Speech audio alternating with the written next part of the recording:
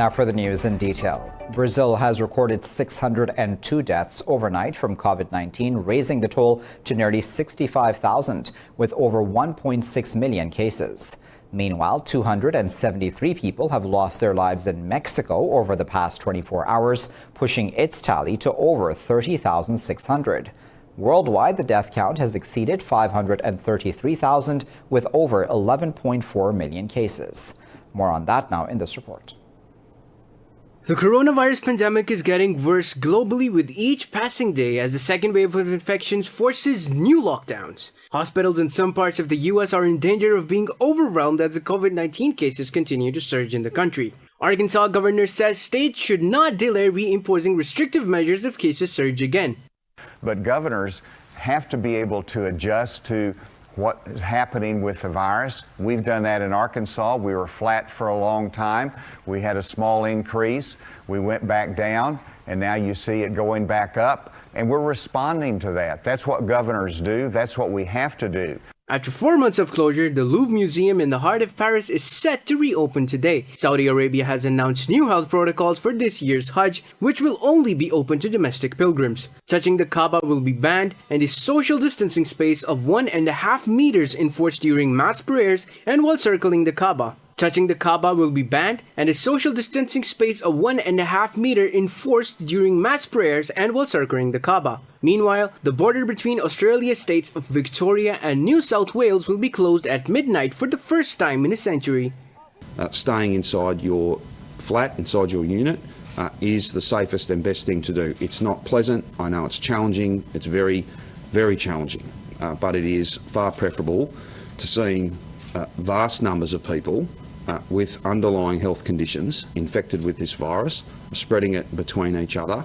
In Asia, mainland China has reported 4 new cases of the coronavirus in the past day. After an aggressive second wave, South Korea's daily new virus cases have fallen slightly, but a steady rise in both locally transmitted infections and imported cases continues to put a strain on the country's virus fight. Now, India has become the third worst hit country by coronavirus in the world. According to Worldometer, India has surpassed Russia and is behind the US and Brazil. The country's health ministry has reported over 24,200 new infections in the past 24 hours, raising the tally to nearly 700,000. The health ministry said 425 more people died since yesterday, taking the overall death count to over 19,500. On Sunday, India reported a record 613 deaths and nearly 25,000 infection cases. Here in Pakistan, 50 more people have died of COVID-19 in the past 24 hours, taking the toll to 4,762. The health ministry says 3,344 new cases were detected, with the tally crossing 231,000.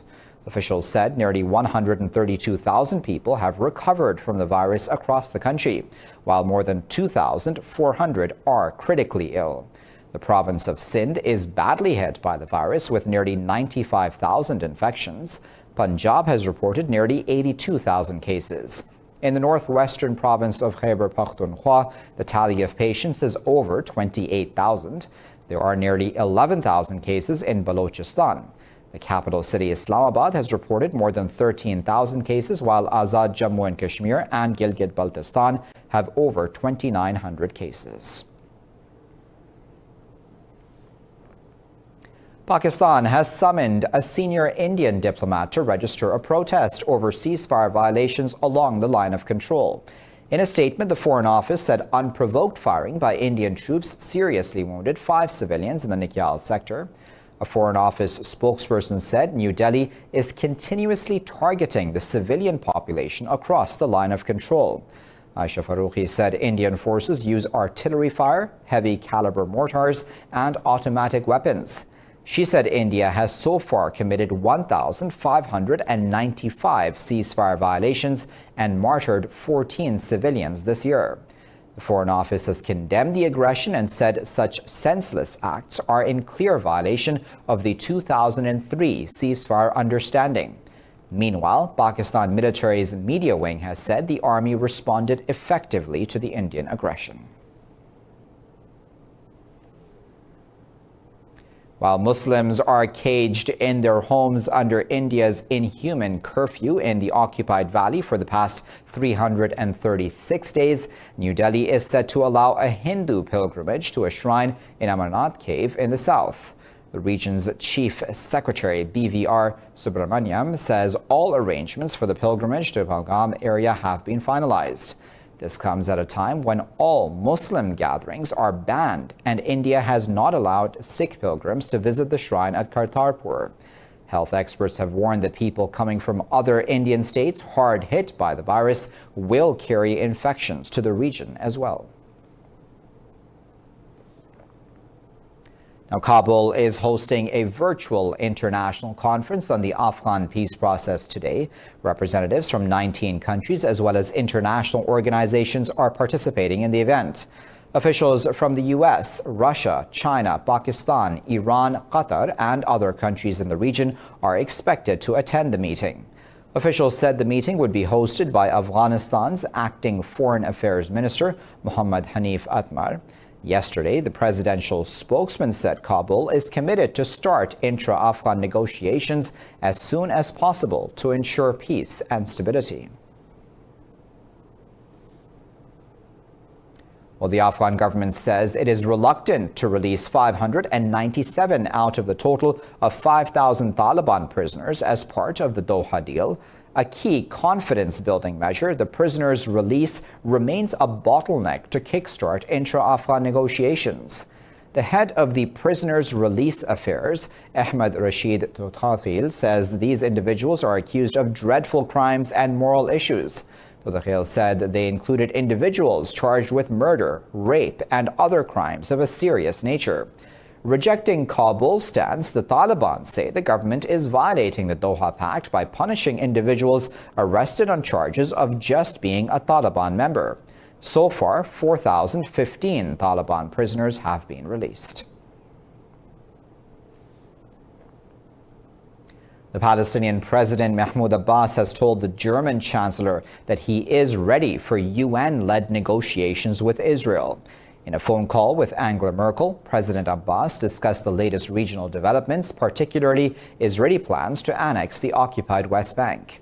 Abbas congratulated Merkel on Germany's assumption of the presidency of the European Union and UN Security Council.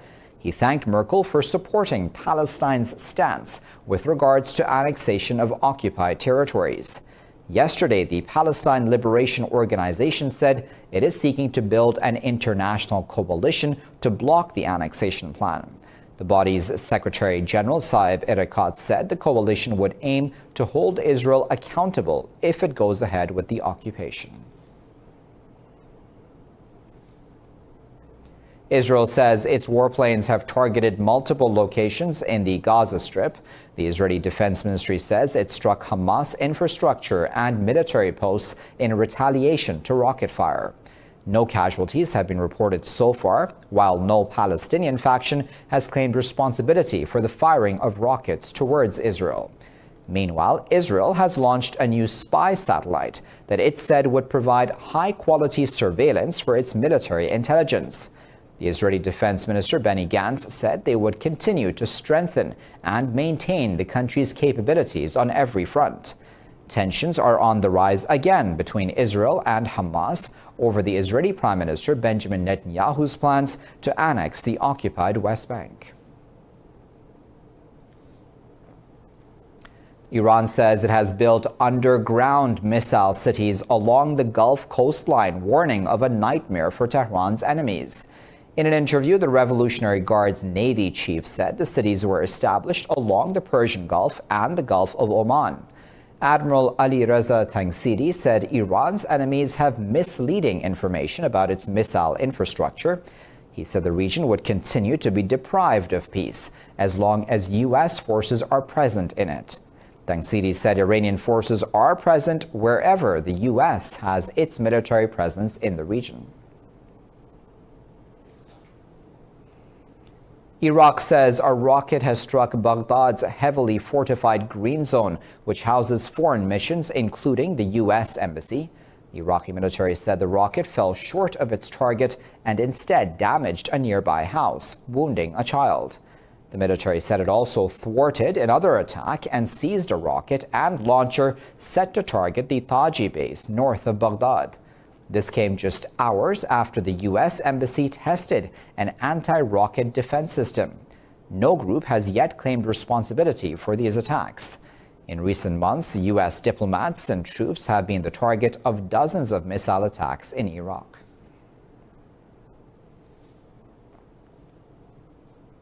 Well, Turkey says it has killed 2 militants of the Kurdistan Workers Party in northern Syria.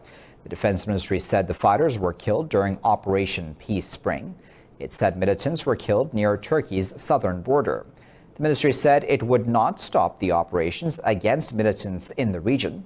Since 2016, Turkey has launched a trio of operations across its border into northern Syria. Ankara holds the fighter group responsible for the deaths of some 40,000 people in a 30-year terror campaign.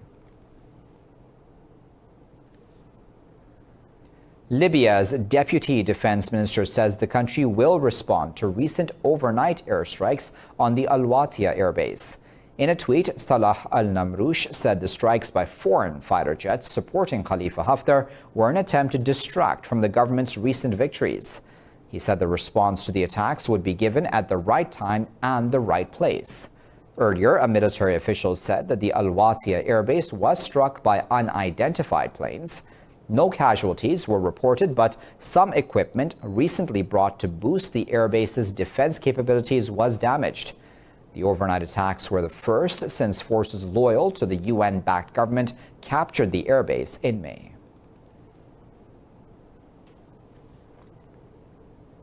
I'll be back after this break with plenty more news. Stay tuned.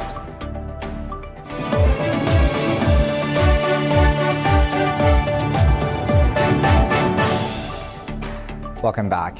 Beijing has accused Washington of deliberately sending its naval ships to the South China Sea to flex its muscles. For the first time in 6 years, 2 U.S. Navy aircraft carriers are in the sea, the latest show of military might from Washington. The U.S. carriers arrived in the region today as China wrapped up its own set of naval exercises in the area. The U.S. Navy said the Nimitz and Ronald Reagan strike groups conducted several exercises to strengthen warfighting readiness. In a press briefing, China's Foreign Ministry spokesperson Zhao Lijian accused the U.S. of trying to drive a wedge between regional countries.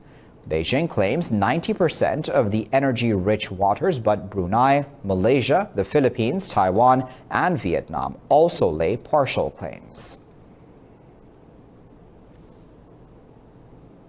In Nigeria, 21 people are feared dead after an overloaded boat capsized in the east-central Benue River. Police said 2 people have been rescued while the search for possible survivors is underway. It said the vessel with 23 on board sank midstream while sailing towards Makurdi city. Officials said the victims were identified as members of a local church who were going to attend a conference. The incident occurred 2 days after 21 people, including the captain of a ferry, sank in Lagos. 6 people were confirmed dead and 14 others were rescued, while 1 passenger is still missing. Ruling Conservatives have won the most seats in Croatia's parliamentary elections. With more than 91% of votes counted, the Croatian Democratic Union has grabbed 67 seats in the 151-seat parliament. An alliance led by the Liberal Social Democratic Party, the main opposition party, came in second with 41 seats.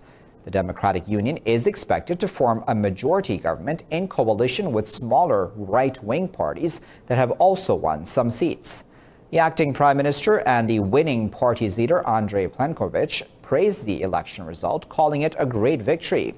The Social Democratic Party head, Davor Bernardic, has conceded defeat, saying he would resign from leadership.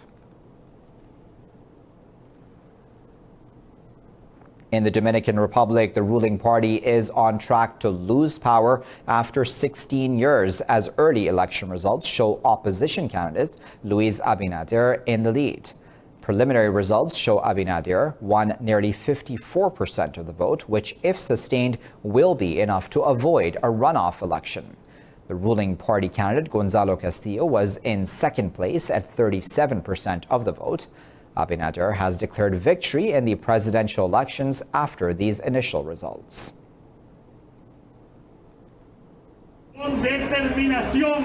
The road that lies ahead will not be easy. We will walk with determination, but also with prudence. The first thing we should save is the truth and to build trust between the government and society, because it is only with the truth and trust that we can get the necessary unity to fight democracy again and to develop our nation.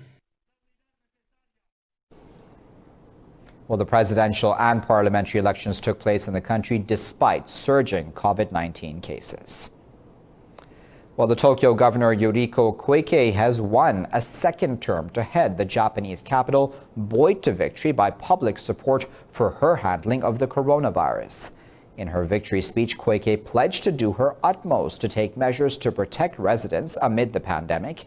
The Japanese public broadcaster said exit polls showed that 74% of respondents supported Koike. The first woman to head Tokyo, Koike is viewed as a potential candidate to succeed Prime Minister Shinzo Abe when his term ends in 2021. She'll also be the face of the host city of the next Olympics, which were postponed by a year because of coronavirus. France has ruled out a full ban on using equipment from the Chinese tech giant Huawei in the rollout of the country's 5G telecom network. However, the head of the cybersecurity agency, Guillaume Poupard, urged French firms to avoid switching to the company. Poupard said firms already authorized to use Huawei will be allowed to benefit from this policy. He said the choice was made to protect French independence and not as an act of hostility towards China. The U.S. government has been pushing its allies to exclude the Chinese firm from the West's next generation's communications networks. Washington has alleged that Beijing can use the telecommunications company for spying. Huawei has denied those charges.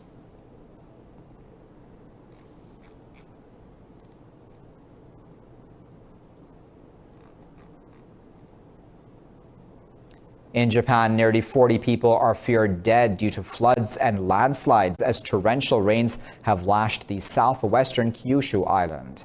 Flooding and mudslides that began on the weekend have killed 21 people so far. Officials put in place new evacuation orders over warnings that riverbanks are at risk of bursting.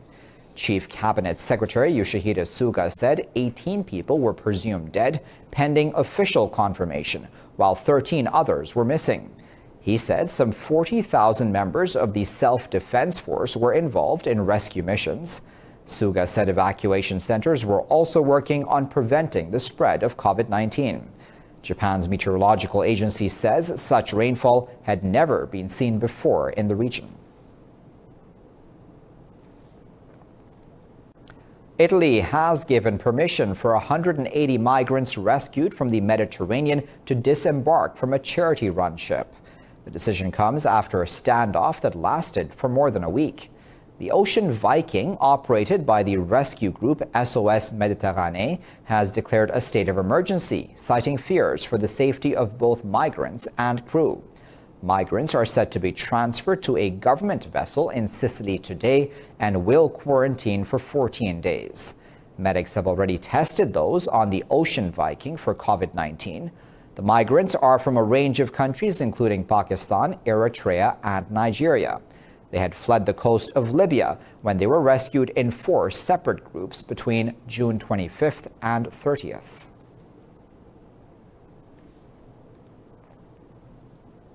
In India, at least 8 people have died after a fire broke out at a candle factory in the northern Ghaziabad city.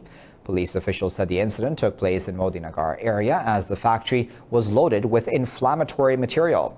They said about 20 to 25 people were working when the fire broke out. Firefighters were rushed to the area while the exact cause of the fire is being determined. Also in India, lightning strikes have killed 147 people in the northern state of Bihar just over the last 10 days. Officials have warned of more extreme weather conditions to come, driven by climate change. They said this year's toll in Bihar has already surpassed the total number of deaths recorded annually for the state over the past few years. Last year, 170 people were killed in lightning strikes during the monsoon period. Bihar's disaster management minister said rising temperatures due to climate change are to blame for the increasing lightning strikes. The official said 25 people died on Saturday. The Indian Meteorological Department has warned of more lightning in the next 48 hours. The UK has announced a nearly $2 billion support package for cultural and arts institutions to compensate for the impact of COVID-19. London said the money will provide a lifeline to vital cultural and heritage organizations hit hard by the pandemic. The press release said the fund will help cultural organizations stay afloat while their doors are closed. It said thousands of organizations, including museums, galleries, independent cinemas, and theaters, will have access to emergency loans and grants. The support package also includes funding for UK-based cultural organizations to restart construction work paused amid the global health crisis.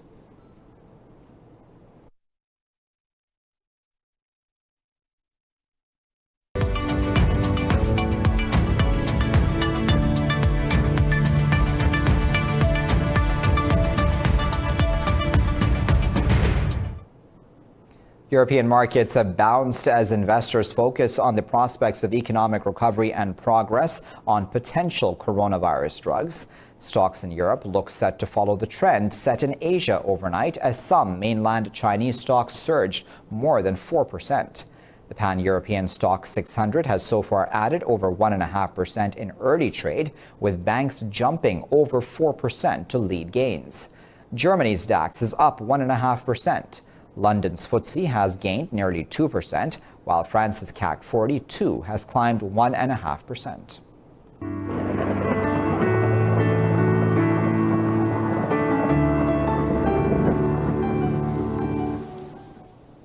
Time now to find out what the weather is like around the world.